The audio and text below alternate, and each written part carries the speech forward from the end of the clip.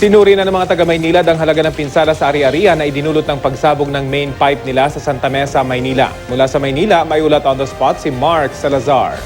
Mark?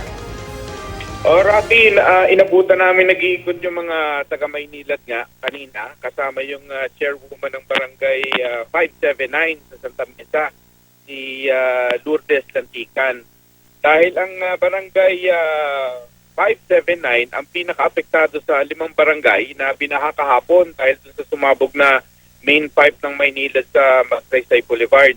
Nag-inventaryo ang Maynilad ng mga danyos na inabot ng mga residente para bayaran sila. May mga bahay kaming pinuntahan na nasiraan ng mga appliances, meron mga damit, may kama at gamit. Pinakamalaki ang danyo sa Talipapa. May tindahan nga na 20,000 pesos ang halaga ng nawala ng malubog yung patinda niyang sako-sakong bigas, asukal at mantika.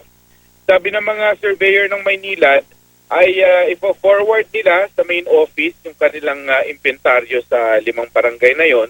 At ang main office naman ang kikilos na para bayaran isa-isa yung mga residenteng naapektuhan ng pagbaha.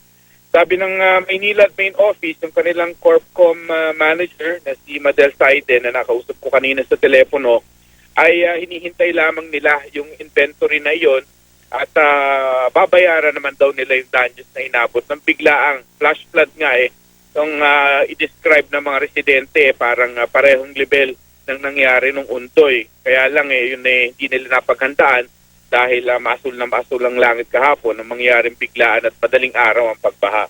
Ang iba pang naapektuhang barangay, Rafi, ay yung 581, 563 at saka yung 462 sa Santa Mesa ito. At isa pang barangay na i-verify pa sa Puresa area naman. Rafi.